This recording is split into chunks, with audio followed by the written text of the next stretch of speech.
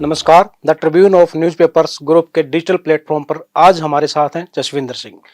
जसविंदर सिंह हरियाणा में शायद बहुत कम लोग इनके नाम को इस हिसाब से जानते होंगे। इनका असल नाम अगर हम कहें तो वो है कप्तान मीनू बेनीवाल। कप्तान मीनू बेनीवाल हरियाणा ओलंपिक एसोसिएशन के अभी अध्यक्ष बने हैं। हरियाणा की खेल राजनीति में ये पहला मौका है जब ओलंपिक एसोसिएशन के चुनाव निर्विरोध हुए हैं। न केवल अध्यक्ष, पूरी की पूरी बॉडी निर्विरोध चुनी गई है। आज हम उनसे खेल खिलाड़ी के बारे में, खेल जगत के बारे में भी बात करेंगे। चूंकि वो भारतीय जनता पार्टी से जुड़े हैं, इसलिए उनसे राजनीतिक मुद्दों पर भी बातचीत होगी।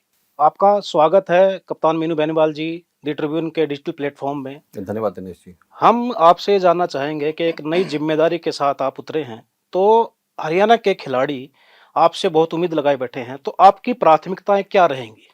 निष्पक्षता से चयन हो और अंतिम व्यक्ति तक खेल की सुविधाएं पहुंचें, ये हमारी प्राथमिकता रहेगी। तो क्या फार्मूला लेके चलेंगे आप इसके लिए? कुछ ट्रायल्स में सुधार करेंगे, कुछ ग्रीवेंसेस के लिए हम एक पोर्ट उनको देंगे, एक प्लेटफॉर्म देंगे। कुछ कमेटीज़ हम तैयार कर रहे हैं आईयूए की डायरेक्शन से। एथिक्स कमेटी है, डिसिप्लिनरी कमेटी है, ऑब्जर्वेशंस हैं। कुछ इस तरह की कुछ कमेटियाँ गठित करके हम समय समय पे अलग अलग गेम जो हैं, अलग अलग खेलों के जो ट्रायल्स हो रहे हैं, सिलेक्शन जो चयन के लिए प्रक्रिया होगी, उसका ध्यान रखेंगे। और खिलाड़ियों की कोई शिकायत आती है, जैसे समय समय पर आती रही है। अभी पिछले दिनों की बात है, जब हमारी बॉडी का गठन नहीं हुआ था, तो एचओए को जो रन कर रहे थे, honourable retired justice Bhalla run कर रहे थे, एडमिनिस्ट्रेटर थे वो।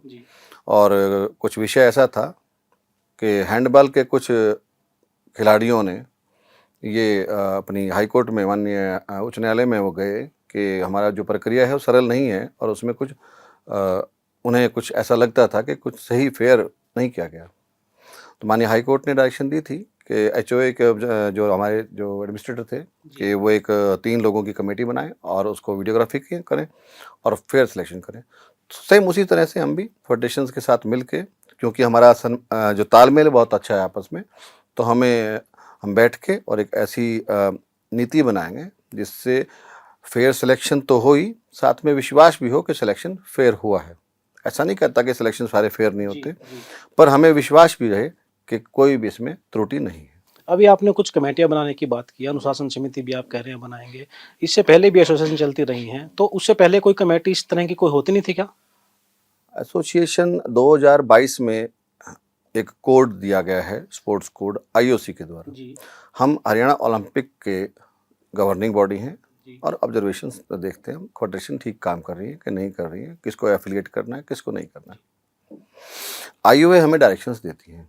पिछले जो चुनाव हुए थे 2021 में हुए थे, लेकिन जो गाइडलाइंस हैं वो 2022 में आई हैं, नई गाइडलाइंस जो आई हैं। तो उसके हिसाब से उसमें 4-5 कमेटियों का जिक्र किया गया है, ताकि सब कुछ सही तरीके से चले। जो जो कमेटियां हमें उस एडवाइजरी में आई हैं, उन कमेटियों का हम जल्दी गठन करके और बिल्कुल एक फेयर तरह से काम शुरू करेंगे। और ये क्योंकि अब ये कार्यालय भी खुल गया है, तो यहाँ भी 6 दिन ये कार्यालय खुलेगा, और किसी की कोई ग्रीवियंस होगी, खिलाड़ी की रहे चाहे वो किसी अन्य व्यक्ति की, जुड़े व्यक्ति की रहे, हम उसकी सुनवाई करेंगे। हम ठीक कर पाए तो हम अच्छी बात है, नहीं तो हम अपने माननीय खेल मंत्री हमारे युवा हैं, किस्मत से ये भी अच्छी बात है कि हमारे खेल मंत्री युवा समझते हैं, गौरव गौतम जी, तो वो इन बातों को समझते भी हैं। तो कोई समस्या जो उनके स्तर की होगी उनके स्तर पे लेके जाएंगे, और माननीय मुख्यमंत्री जी के स्तर की होगी तो उन तक लेके जाएंगे, और इसको ठीक चल। तो मीनू जी ये बताइए, जो कमेटियां आप बना रहे हैं, तो क्या इसमें कोई सेक्सुअल हरासमेंट की कमेटी भी होगी? क्योंकि हरियाणा के तो हिस्ट्री ये रही है कि यहाँ के पदाधिकारियों पे, इवन दो आपके एक्स मिनिस्टर्स पे भी आरोप लग चुके हैं। ऐसे सभी आरोपों को ध्यान में रखते हुए यहाँ नहीं लगे आरोप। ऐसी जो ये घटनाएं हैं ये विश्व में कई जगह हो जाती हैं। कई बार कुछ और हैं, रूप कोई और दे दिया जाता है, कई बार सच में भी होती होंगी। मैं इस विषय पे जाना नहीं चाहता, क्योंकि मैं अब खेलों से जुड़ा हूँ, तो मैं सिर्फ सकारात्मक बात करना चाहता हूँ। पर इस तरह की कमेटी बनाने की गाइडलाइंस हमें दी गई हैं, जो सेक्सुअल हरासमेंट पे है। सिर्फ हरासमेंट, सेक्सुअल हरासमेंट नहीं होती है, हरासमेंट बहुत तरह की हैं, मॉनेटरी वैल्यूज़ भी कई बार आ जाती हैं, कई और समस्याएं भी हैं। कई बार मेरे संबंध किसी उक्त व्यक्ति से अच्छे हैं तो मैं दूसरे उचित व्यक्ति को उस स्थान पर नहीं पहुंचने देना चाहता हूं।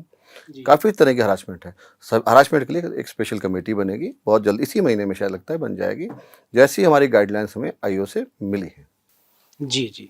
आप ये बताइए मीनू जी कि 1990 तक तो एसोसिएशन में आईएएस और आईपीएस ही जो है प्रधान बनते रहे हैं। 91 से मैं भी, अगर मैं ठीक हूं, अगर मैं गलत नहीं हूं, तो 91 में फर्स्ट टाइम अभय सिंह चौटाला इस एसोसिएशन के प्रधान बने थे। शायद सबसे लंबे प्रधान भी हो रहे हैं, मे बी 27 साल तक। 1990 तक, जो 91 तक जो था, पहले जो एचओए के प्रेसिडेंट थे वो एक आईपीएस ऑफिसर थे जी उसके बाद आईएएस ऑफिसर बनते चले गए। 1991 में अभय चौटाला जी इसके प्रधान बने थे, चुनाव के दौरान बने थे, चुनाव हुआ था इसका। और 95-96 के आसपास चंद्रमोहन बिश्नोई जी हैं जो एमएलए हैं आपके, जी जी जी। और वो उस वक्त उसके प्रधान बन गए थे। उसके बाद फिर दोबारा से चुनाव हुआ और वो उसके बाद फिर वो अभय चौटाला दोबारा बन गए थे। शेर सिंह बरसा में भी शायद आए बीच हाँ, में। शेर सिंह बड़छामी जी भी 4 साल रहे। तो इस तरह से वो लोग भी रहे। बीच में 10, 11, 12 साल जो है इनके जो मुकदमों के में 2 बॉडी बन गई थी, 2 एसोसिएशन चला रहे थे जी लोग। जी जी। तो उसमें पीवी राठी जी भी थे, अभय चौटाला जी भी थे। वो हुड्डा सरकार में शायद पीवी राठी की एक एसोसिएशन अलग से खड़ी उनकी हुई भी थी थी वो। और चौटाला जी की भी थी। जी। तो उसका केस हाई कोर्ट भी गया था शायद, तो उसमें कुछ आपको आइडिया होगा क्या रहा उस केस का, अब कौन सी एसोसिएशन को माना गया? उसमें से मुझे लगता है कि हमें इस बारे में संज्ञान नहीं था। मुझे तो इस बात का पता है कि रजिस्ट्रार लगा दिए गए थे हाईकोर्ट ने, और माननीय रजिस्ट्रार जो थे वो उस वक्त भी भल्ला साहब ही थे। जी उच्च न्यायालय ने लगाया था उनको, और वो चुनाव उनकी देखरेख में हुआ था और उन्होंने काफ़ी मेहनत की थी इसके लिए। सभी पार्टीज को बुलाया था जो इससे संबंध रखती थी, सभी फेडरेशन को बुलाया था, भी चुनाव में हिस्सा लो, झगड़े लड़ाई खत्म करो। और उन्हीं की वजह से ये चुनाव जो 21 में जो चुनाव हुआ था वो सुचारू रूप से हुआ था। अभय सिंह चौटाला के 27 साल के जो कार्यकाल था उनका एसोसिएशन में, उन्होंने काम किया, अलग अलग टाइम में किया है। तो आपको क्या लगता है कि वो कितना बेटर दे पाए एसोसिएशन को, कुछ खिलाड़ियों को अच्छा कर पाए खिलाड़ियों के लिए वो? निसंदेह मैं क्योंकि मेरे विचार उनसे नहीं मिलते हैं, परंतु खेल, क्योंकि वो खेलों से कुछ न कुछ उनका इंटरेस्ट रहता था, और अजय चौटाला जी का भी इंटरेस्ट खेलों में रहता था, और ये ओलंपिक भवन भी उन्हीं के वक्त ही बना था, शुरुआत उन्होंने ही की थी। अब वो कितना दे पाए कितना नहीं दे पाए इस बारे में तो मूल्यांकन या तो उनको करना है या खिलाड़ियों को करना है, वो अलग बात है। लेकिन समय समय पे गवर्नमेंट की जो स्कीम रही हैं पिछले जो 10 साल में, जो शासनकाल रहा है, जो खेलो इंडिया हम लेके आए हैं, जो अन्य जो चीज़ें आई हैं, खेलों का जो अवेयरनेस हुआ है, जिस तरह के नए स्टेडियम्स आए हैं, अन्य व्यवस्थाएं हुई, इस पिछले दिनों में काफ़ी ज़्यादा सुधार हुआ है। और ख़ास तौर से जो आईओए में पीटी उषा जी आई हैं, जब से काफ़ी चीज़ें चेंज हुई हैं। एक खिलाड़ियों का सबसे बड़ा आरोप यह रहता है, हरियाणा में हमने तो देखा है कि जो सिलेक्शन होते हैं, ओलंपिक गेम्स हैं, कॉमनवेल्थ हैं, जहां भी वो कितने भी तरह के गेम्स होते हैं, उनमें सिलेक्शंस में पारदर्शिता नहीं बरती जाती, सिफारिशें चलती हैं, नेताओं की सिफारिशें चलती हैं, एक परिवारों की चलती हैं। मतलब ये इसको कैसे तोड़ेंगे इस परंपरा रागद्वेष को? तो चलता ही है, आप भी जानते हैं, राजनीति में भी चलता है, अड़ोस पड़ोस में भी चलता है, खेलों में भी चलेगा, नौकरी में भी चलता है। आप मनचाहा पद पाने के लिए, मनचाही जो जिस स्थान पर आप उचित नहीं है आपके लिए, उस स्थान पर जाने के लिए तो आजकल मारा मारी है ही, आपके पत्रकारिता में भी होगी। हो सकता है कोई उचित व्यक्ति सही स्थान पर ना पहुंचा हो, तो ये सब जगह चलता है। लेकिन हमें जो निर्देश हैं, जो हमसे बड़ों ने हमें सिखाया गया है, उस हिसाब से मैं नहीं मानता कि आज के बाद चयन में पारदर्शिता के बारे में कोई सवाल आप उठा पाएंगे। जो कुछ होना था वो सब हो चुका है। मतलब आज के बाद हम बिल्कुल फेयर सिलेक्शन निसंदेह आप फेयर सिलेक्शन देखें, देखेंगे। निसंदेह। हालांकि हो सकता है कि हम सारी चीज़ों को रातों रात ठीक नहीं कर सकते, पर अगर फिर भी कोई कंप्लेंट आएगी, कोई शिकायत आएगी, या हमारे पूरी कमेटी के संज्ञान में कोई बात आएगी, एसोसिएशन के संज्ञान में, तो डेफिनेटली मुझे नहीं लगता कि कोई ऐसा होगा, कुछ नहीं होगा ऐसा। हरियाणा चूंकि मेडल फैक्ट्री माना जाता है खिलाड़ियों के लिहाज से, और सबसे बड़ा टारगेट 2036 है, ओलंपिक की मेज़बानी करने की हम तैयारी कर रहे हैं। तो आपका क्या टारगेट रहेगा? हरियाणा सरकार ने टारगेट दिया है 2036 में 36 मेडल। ये जो ओलंपिक का है, अभी ओलंपिक में आशा की जाती है कि 2036 का ओलंपिक भारत में होगा। इसका एक प्रोसेस है, बिडिंग प्रोसेस। तो माननीय प्रधानमंत्री नरेंद्र भाई मोदी चाहते हैं कि 36 का ओलंपिक भारत में हो, और अगर भारत में ओलंपिक होता है तो ये अवधारणा को तोड़ना कि हमारे इतना बड़ा देश है और हमारे मेडल क्यों नहीं आते हैं, ये वो उसको तोड़ना चाहते हैं।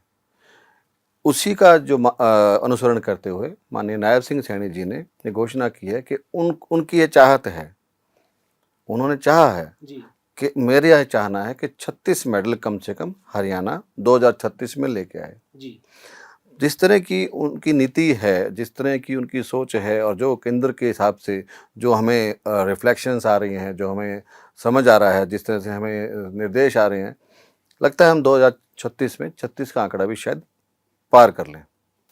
हरियाणा में खिलाड़ियों के लिए स्टेडियम्स बहुत सारे हैं। नर्सरियों की बात चलती है। अभी जो बजट पेश किया उस बजट में बात ये आई है कि 1500 नर्सरियां साल में होती थी, अब उनको बढ़ा के हम 2000 रुपये कर रहे हैं। शायद जो उसमें बच्चे आएंगे, जो खिलाड़ी आएंगे, उनको मासिक जो पैसा मिलता है उसमें भी बढ़ोतरी की है, उनकी डाइट मनी भी बढ़ाई गई है। तो इसको आप किस रूप में देख रहे हैं? नर्सरियाँ जो है क्राइटेरिया के हिसाब से मिलती हैं। पहले वहाँ का सर्वे होता है, वहाँ की रिपोर्ट की जाती है कि वो खेल वहाँ खेला भी जाता है कि नहीं खेला जाता, कितने बच्चे उस खेल को खेलते हैं, परफॉर्मेंस उनकी क्या है, नेशनल लेवल पे हैं, डिस्ट्रिक्ट पे हैं, स्टेट पे हैं, उनको ही वहीं पे ही नर्सरियों की एप्लीकेशन ली जाती है। उसको प्राइवेट संस्थान भी ले सकते हैं, ग्राम पंचायतें भी ले सकती हैं, स्कूल में भी हो सकती हैं। 500 नर्सरी बढ़ाने का जो लक्ष्य इस बार रखा गया है, उससे निश्चित तौर पर फ़ायदा होगा। डाइट मनी भी बढ़ाई है और अब जो खेलों के उपकरण और अन्य सुविधाओं के लिए भी अच्छा खासा बजट इस बार दिया गया है। और ये शुरुआत है, पहला साल है, अभी तो काफ़ी लंबा सफ़र है। आपको दिन और रात का फ़र्क दिखाई देगा हरियाणा में। बहुत जल्दी सरकार जिस तरह से काम कर रही है, हम भी उनके सहयोग में रहेंगे, उनके निर्देश लेंगे भी, और हमारी कोई ऐसी भावना होगी जिससे उनको अवगत कराएंगे और निश्चित रूप से यहाँ सुधार देखने को, नर्सरियों से सुधार देखने को मिलेगा। ग्रामीण खेल परिसर ग्राम पंचायतों के हवाले कर दिए गए हैं। बहुत सी पंचायतें ऐसी हैं जिनके पास आर्थिक संसाधन नहीं है, तो वो कैसे रन कर पाएंगे उन स्टेडियम्स को? पिछले दिनों में जो राजीव गांधी खेल मैदान या कुछ इस तरह की अन्य जो मैदान थे जो बनाए गए थे, बहुत अच्छी सोच थी सभी सरकारों की, जिन्होंने भी सोचा था और जिन्होंने इसको कंटिन्यू किया, निरंतर अच्छी सोच थी। समस्या क्या आई कि इनकी जो लोकेशंस हैं वो ऑड लोकेशंस हैं। जो मान लो 100 बनाए गए, तो उसमें जो लोकेशंस हैं वो ऑड लोकेशंस हैं, जहाँ पे अप्रोच नहीं है, जाने में कुछ समस्या है, या कई स्टेडियम में गड्ढे हैं, कुछ अलग अलग तरह की व्यवस्थाएं देखिए, कुछ पॉपुलेशन के हिसाब से भी शायद कोई रेशो जल्दबाजी में चेक शायद ना किया गया हो। अब हम कोशिश कर रहे हैं, इनका सर्वे करा रहे हैं, और हम खेल मंत्री जी से बात करेंगे, मुख्यमंत्री जी से भी बात करेंगे, और उनके साथ मिलके हम कुछ प्राइवेट पार्टीज ऐसी देख रहे हैं जो हमें अंशदान करें, सिर्फ पैसे का नहीं, अपना इंटरेस्ट भी जाहिर करें और हमें सहयोग भी करें, कोऑपरेट भी करें, हमें सिखाएं भी, जो बड़े लोग होते हैं, बड़ी कंपनियां हैं। इस बारे में हम सोच रहे हैं, और अभी हमने पिछले दिनों में एक निर्णय छोटा सा लिया भी है कि स्टेडियम्स में हमने नर्सरी शुरू करने का एक प्रयास किया है। 2-3 दिन पहले एक ऑर्डर ऐसा आया है, और उसको देख के वो नर्सरी वहाँ कामयाब हुई नहीं हुई करके बदलाव कर रहे हैं। लंबा प्रोसेस है, कर रहे हैं। अंशदान से मुझे याद आया कि आपकी तो एसोसिएशन भी अंशदान से ही चलती है। आपका खुद का तो कोई फंड ही नहीं होता। आप लोग उद्योगपतियों पे या किसी भी समाज सेवी लोगों पे निर्भर रहते हैं। ऐसा क्यों है? क्यों नहीं सरकार इसके लिए आपको सालाना फंड देती? ऑटोनोमस बॉडी है ये, और सरकार सपोर्ट करती है, ऐसा नहीं कि सरकार सपोर्ट नहीं करती है, पर वो नेशनल गेम्स कभी आते हैं जी तो कभी हमारी जो ज़रूरतें होती हैं खिलाड़ी, क्योंकि सारे प्रदेश के खिलाड़ी भेजना हमारी जिम्मेदारी होती है नेशनल गेम्स में, उनका रहना, उनका ट्रांसपोर्टेशन, उनके वस्त्र वगैरह के। तो पिछले अभी नेशनल गेम्स हुए थे, तो मुख्यमंत्री जी भी थे और खेल मंत्री जी भी थे, जी और उन्होंने किया है, ऐसी बात नहीं, उन्होंने किया है। जैसे उन्होंने कपड़े, उन्होंने जो किट्स वगैरह थी उन्होंने दी, परंतु जो हमारे हिस्से का ट्रांसपोर्टेशन का और जो रहने सहने का था, उसमें हमें लोन मिला है, जो हमें समय पे चुकाना है। मुझे लगता है कि जो विगत जो लोग थे, जो पॉलिसी बनी, उसमें शायद कोई त्रुटि रही होगी या कोई और कमी होगी। हम रिक्वेस्ट करेंगे कि हमें ये अनुदान के रूप में शिफ्ट कर दिया जाए। जैसे अभी माननीय प्रधानमंत्री जी श्रीलंका गए थे, $10 करोड़ का श्रीलंका को एक ऋण था, लेकिन वो हालात देख के, उनकी व्यवस्था देखते हुए उन्होंने उसको अनुदान में बदल दिया। तो हम माननीय खेल मंत्री से भी बात भी करेंगे और मुख्यमंत्री से भी करेंगे कि जी जो ये हमारा जो ये ऋण है, इसको अनुदान में बदल दें और आगे भी कुछ व्यवस्था ऐसी रखें। हम अपने प्रयास, मतलब कुछ फंड हो, कुछ फिक्स हो, एक अमाउंट तो हो। नहीं रहेगी कमी, अमाउंट की भी कमी नहीं रहेगी। आपकी नीयत ठीक रहेगी। यहाँ बहुत अच्छे लोग हैं, हमने एसोसिएशन जो बनाई 17 लोग हैं, और आप विश्वास माने कि हर आदमी उतावला है कि उसके वो कुछ दे दे, जी हर आदमी। हमें लोग अलग अलग लोग मिल रहे हैं। अभी एक बच्चा आया हमारे पास, सिरसा में एक गांव है उसका, 7 एकड़ में उसका स्कूल है। उसके जो ताऊ जी थे, बहादुर सिंह जी, जी जी वो अर्जुन अवार्डी भी हैं, पद्म भी हैं, पद्मश्री भी, भीम अवार्डी भी, सभी, सॉरी, द्रोणाचार्य भी। और अभी वो पहले बाहर चले गए थे, अब वहाँ पटियाला NIS में थे आज। तो वो कुछ भी देने को तैयार था। वो कह रहा था मेरी ज़मीन ले लो, या मेरा स्कूल आप ले लो, जी या मुझसे कुछ पैसे ले लो, मुझे यहाँ काम करने दो, बस मेरे को आप अपने साथ लगाओ। ऐसे बहुत अच्छे लोग हैं, बहुत लोग आ रहे हैं हमारे पास, बहुत लोग आ रहे हैं। कप्तान साहब, एक मेरे को ये बताइए, हरियाणा ओलंपिक एसोसिएशन के साथ बहुत सी और भी अलग अलग संघ एसोसिएशन जुड़ी हुई हैं। कबड्डी की होगी, बैडमिंटन की है, हॉकी, फुटबॉल वगैरह की तमाम खेलों की हैं। तो उनको साथ लेके चलना भी एक बड़ा चैलेंज है। तो उसके लिए आप कैसे क्या बना रहे हैं, क्या प्लान है आपके मन में कि वो सारे लोग साथ मिलकर चलें? कोई चैलेंज नहीं है, नियत का फ़र्क है। आप देखिए, इतने विवादित संस्थान है, इतना विवादित रहा ये, अदालतों में केस रहे, कितने 14-14 साल दफ्तरों पे केस कब्जे भी लड़े हुए रहे, हैं। वो बुलाए गए, जिनको बाउंसर्स बुलाए गए, पुलिस की भी दखलंदाजी जी हुई, जी बिल्कुल। लाठी चार्ज भी हुआ। उसी ऑफिस को, उसी कार्यालय को हमने काफ़ी सालों बाद सबके साथ मिलके परिवार की तरह, सभी फेडरेशंस ही हैं इसमें, और कोई बाहर का आदमी नहीं है, जी और सर्वसम्मति से पूरी बॉडी का चुनाव निर्विरोध किया। ये विरला ही केस मिलेगा आपको पूरे इंडिया में, क्योंकि खेलों में कई बार इस तरह के विवाद आ जाते हैं। जी सबके साथ चुनाव किया है, सब एकदम से इसके लिए तैयार हैं, फेडरेशन के साथ मिलकर काम करेंगे, सब इकट्ठे निर्णय लेंगे, सबकी भागीदारी करेंगे, और सबको साथ लेकर चलेंगे। भारतीय कुश्ती संघ के प्रधान रहे हैं, उन पे आरोप भी लगे हैं। खिलाड़ियों ने, हरियाणा की 3 खिलाड़ियों ने आरोप लगाए हैं। तो कुछ उस पे कहना चाहेंगे आप? नहीं, वो बड़े हैं, मैं क्या कहना चाहूँगा, पर मैं कुछ बातों से उनकी सहमत भी हूँ। हाँ जी, ब्रजभूषण सिंह जी, मैं उनकी कुछ बातों से सहमत भी हूँ। खिलाड़ियों की कि ब्रजभूषण सिंह की? कुछ बातें ब्रजभूषण सिंह जी की भी अच्छी हैं, कुछ खिलाड़ियों की भी ठीक हैं। उनका ये कहना, कई बार क्या होता है कि आप जब एक खिलाड़ी होते हैं, जी नेशनल स्तर के या अंतर्राष्ट्रीय स्तर के होते हैं, जी मेरा ऐसा मानना है कि उसको जो साल के बाद जो भी इवेंट उसका कोई है, एशिया है, कप है, कॉमनवेल्थ है, या वर्ल्ड कप है, कोई भी चीज़ है, उसको उसमें दोबारा से जाके ट्रायल्स देने चाहिए। जी आज आप शूटर हैं, जी भगवान ना करे आपको कोई बीमारी के नाते आपकी उंगली में कोई प्रॉब्लम आ जाए, हाथ में फ्रैक्चर हो, या आप कुश्ती के खिलाड़ी हैं, तो इसमें ट्रायल में जाना चाहिए। मेडिकली फिट है, ट्रायल में अच्छा, परफॉर्मेंस भी डाउन हो सकती है। मान लो आपकी परफॉर्मेंस आज अच्छी थी, आपने मुझे हराया, जी मैं छोटा खिलाड़ी हूँ, नया खिलाड़ी हूँ, नया बच्चा हूँ, जी आप तो बड़े हैं, आपने मुझे हरा दिया, लेकिन मुझे 1 साल और मिला तैयारी करने का। मैं तो, मेरा ट्रायल तो हो ना मेरे साथ, तो आप मेरे साथ लड़ने को तैयार नहीं है, तो मौका, ट्रायल तो देना चाहिए। शूटिंग में देखो, आप सब लोग ट्रायल देते हैं, बहुत सारे गेम है, अंतर्राष्ट्रीय खिलाड़ी है, फिर भी ट्रायल देते हैं।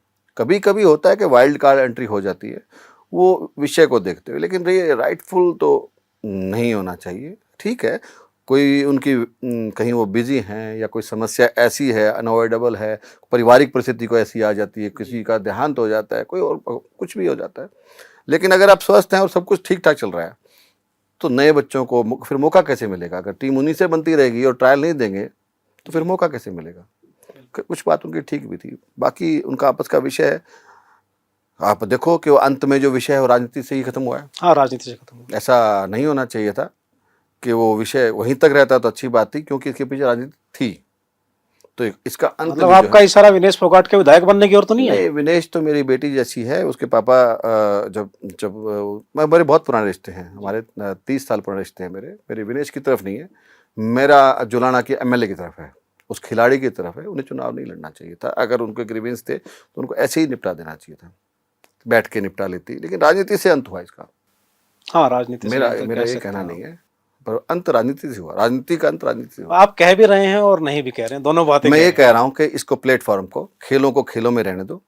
आप देखिए हमारे पास, हमारी फेडरेशन पे मैं नाम नहीं लेना चाहूँगा, हैं। सभी पॉलिटिकल पार्टी के लोग हमारे फेडरेशन में हैं। जी किसी व्यक्ति ने, चाहे JJP के लोग हमारी फेडरेशन में हैं, जी हमारे पास INLT के लोग, मुख्य लोग हैं, जी मुख्य लोग जो मेन लीड करते हैं, लोग पार्टी के जो मेन सुप्रीम हैं, जी जी वो हमारी टीम में हैं।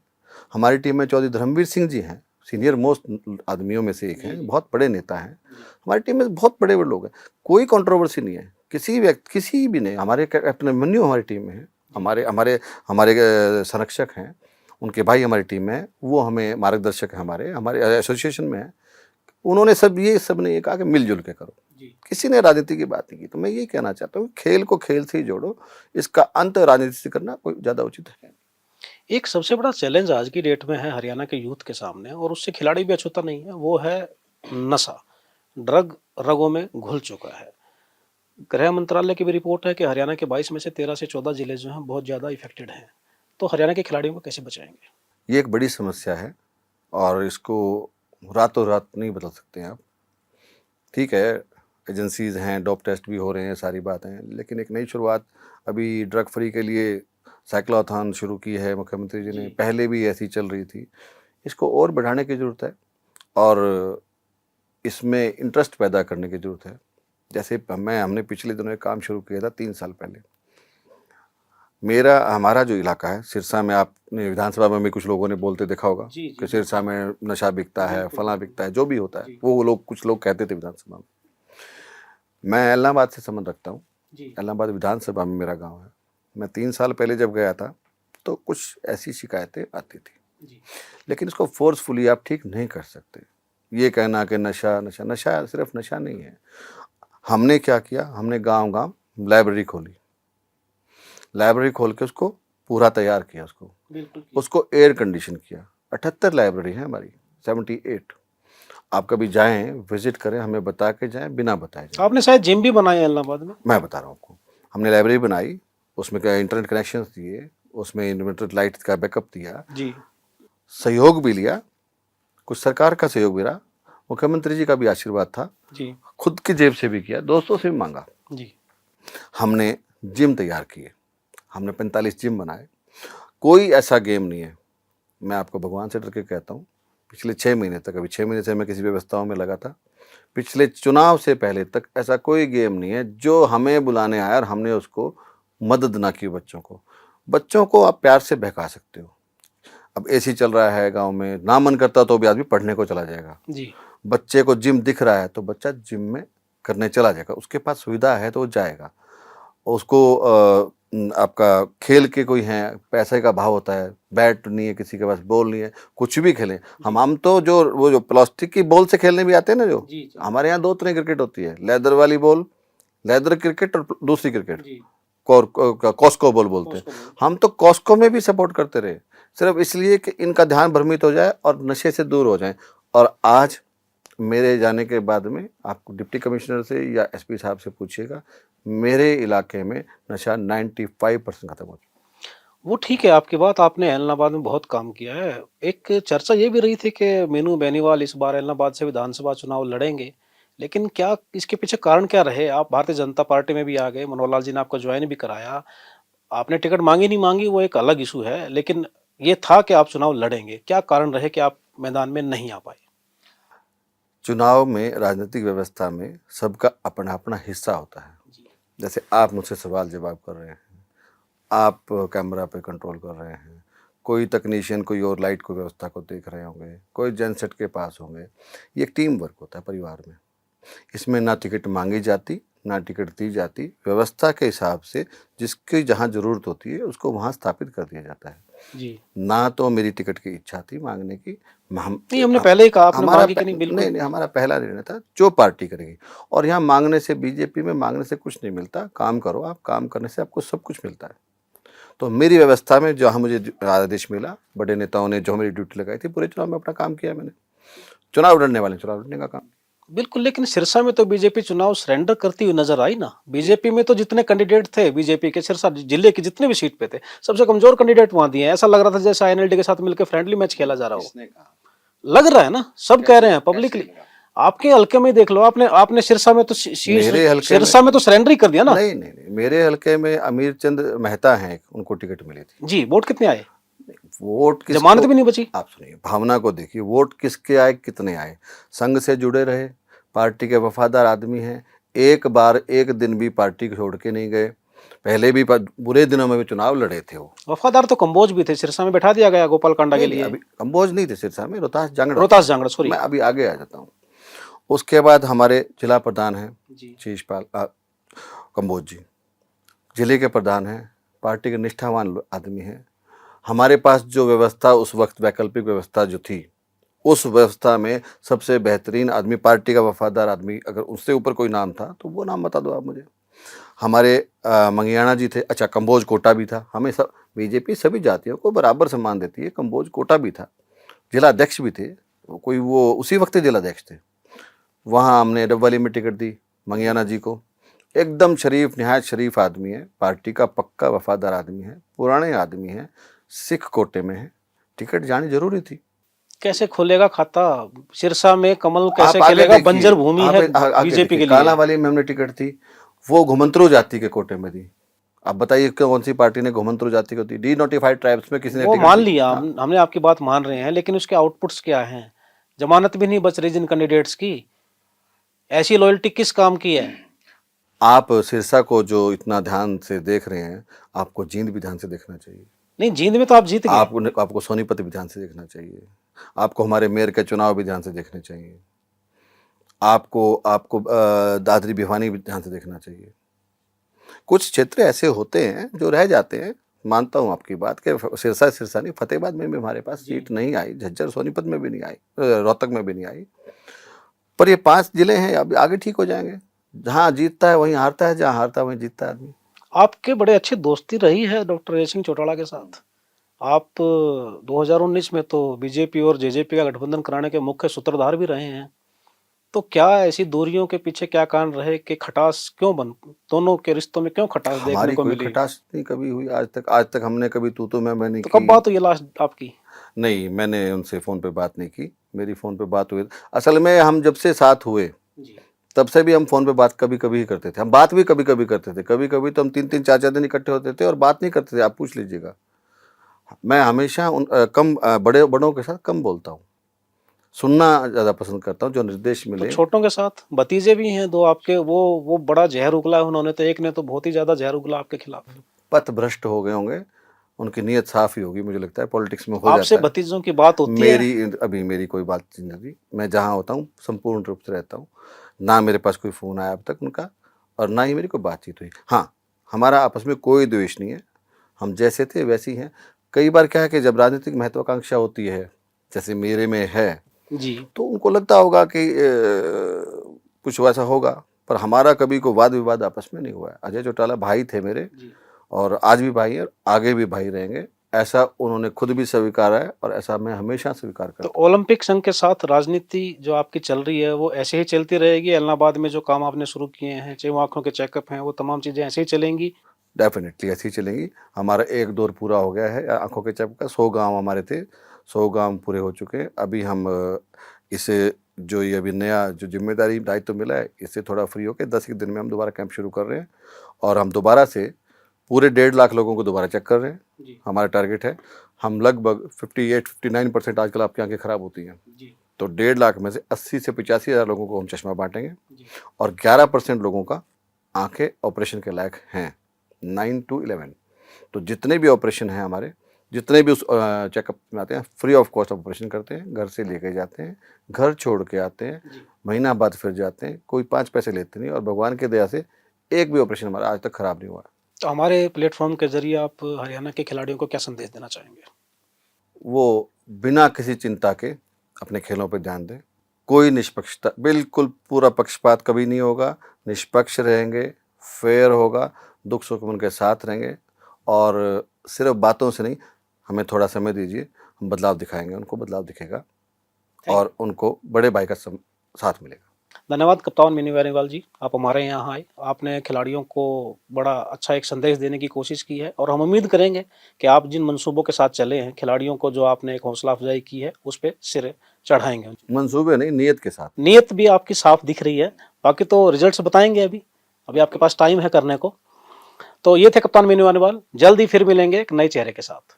धन्यवाद।